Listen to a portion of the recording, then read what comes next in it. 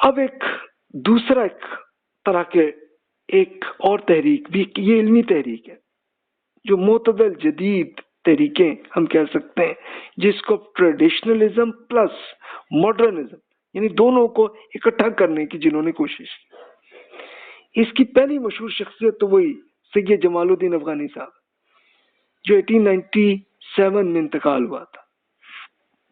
یعنی اب ان کا آپ دیکھیں، ان کی لائف پڑھیں تو بڑا دلچسپ معاملہ ہے۔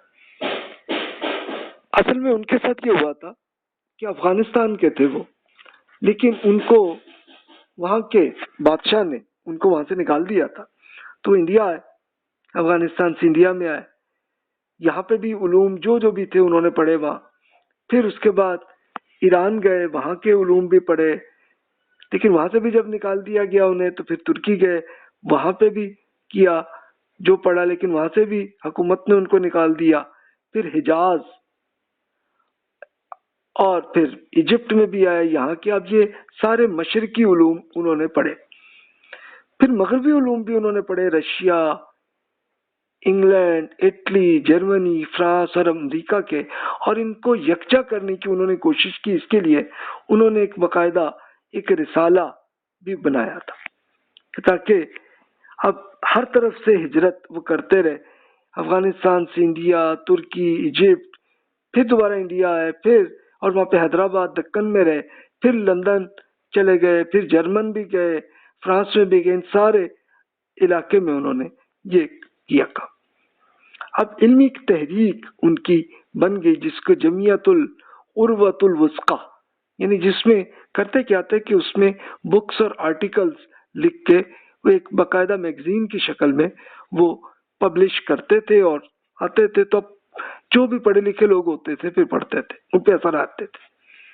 اب روایتی علوم جیسے فقہ اور تصوف کی کمزوری پر انہوں نے تنقید کی، بتایا کہ جناب تصوف کے اندر اور فقہ کے اندر یہ ایشو ہے، اس کو ٹھیک کرنے کی ضرورت ہے۔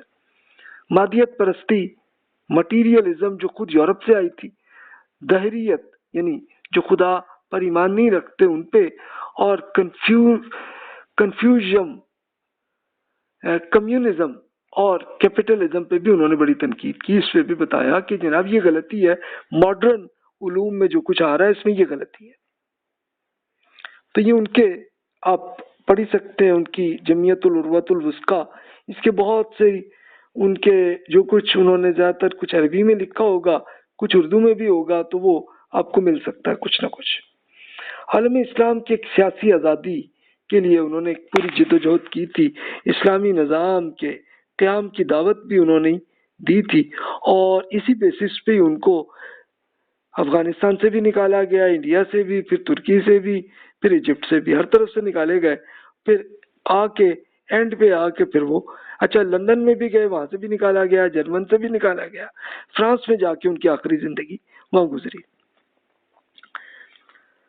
اسلامی علوم کی تشکیل جدید کے لیے راغب دو لوگ ہوئے۔ اب یہ دونوں حضرات تھے، ایک مفتی محمد عبدو جو ایجپٹ کے تھے، 1905 میں انتقال ہوا، اور وہ سید جمال الدین افغانی سے متاثر تھے، اور انڈیا میں علامہ محمد اقبال صاحب وہ بھی سید جمال الدین افغانی صاحب سے متاثر تھے، ان کی شاعری میں بھی تعریف سن سکتے ہیں آپ ان کی۔ اب ہوا یہ کہ اسلام کی دعوت کو جدید اسلوب میں مسلمانوں اور غیر مسلموں کے سامنے پیش کرنا چاہیے، یہ ایک ڈیمانڈ دونوں طرف آئی، اور یہ زیادہ تر ایجپٹ اور انڈیا اور پاکستان کے ایریا میں ہوئی کہ ابھی ہمیں چاہیے کہ ہمیں بالکل جو پرانی کتابیں جو لکھی گئیں وہ ٹھیک ہے، لیکن اب ہم اس کو ماڈرنائز طریقے سے ہونا چاہیے تاکہ لوگوں کو پتہ تو چلے کہ دین ہے کیا۔ مسلمانوں کو جدید علوم کی تحصیل کی طرف راغب بھی انہوں نے کیا، اور علامہ اقبال نے زیادہ تر اپنی شاعری میں ان کو یہ بڑا موٹیویٹ کیا لوگوں کو کہ بھائی اس طرح سے آپ آؤ اور یہ اس سے لے کے اپنے علوم کو سیکھو اور اس کو ماڈرنائز انداز میں لوگوں تک پہنچاؤ۔ اب پھر اس کا رزلٹ کیا ہوا؟ اچھا ایجپٹ کے محمد عبدو صاحب کبھی آیا، وہاں کے بھی کئی اسکالرز آئے۔ اب عالم اسلام کی سیاسی آزادی اور اہل مغرب سے مرعوبیت کو ختم کرنے کی تحریک یہ علامہ اقبال نے کی. انہوں نے شاعری کے ذریعے اہل مغرب کی مرعوبیت بھی نہیں ہونی چاہیے، ان سے امپریس نہ ہو، بلکہ تمہارے پاس بھی بڑے علوم ہیں، ان کو تم لے کے پڑھو اور ماڈرنائز کرو اس کو. اسلامی حکومت کے قیام کی ایک تحریک بنی تھی جس کو پوری ڈیٹیل سے آپ پڑھی چکے ہیں. اس کے لیے پھر ابو العلا مودودی صاحب زیادہ متاثر ہوئے اور انہوں نے ایک جماعت اسلامی بنا دی. پھر اسی طرح اخوان المسلمون جو ہے وہ ایجپٹ میں بن گئی اور انہوں نے یہ کوشش کی، اس کا رزلٹ کیا ہوا پڑھ چکے ہیں اس کو. اسلامی علوم کی تشکیل جدید، یعنی تشکیل جدید کا مطلب ہے کہ اسلامک علوم، مسلمانوں نے جو علوم سیکھے تھے اس کو ماڈرن طریقے سے آپ لوگوں تک پہنچائیں. مسلمانوں کو جدید علوم کی تحصیل کی طرف راغب کرنے کی تحریک یہ علامہ اقبال نے کی تھی. پھر اسلام کی دعوت کو جدید اسلوب میں مسلمانوں اور غیر مسلموں کے سامنے پیش کرنے کی تحریک، یعنی ہم غیر مسلموں تک اسلام کی دعوت کو ماڈرن طریقے سے ہم ان تک دعوت پہنچائیں.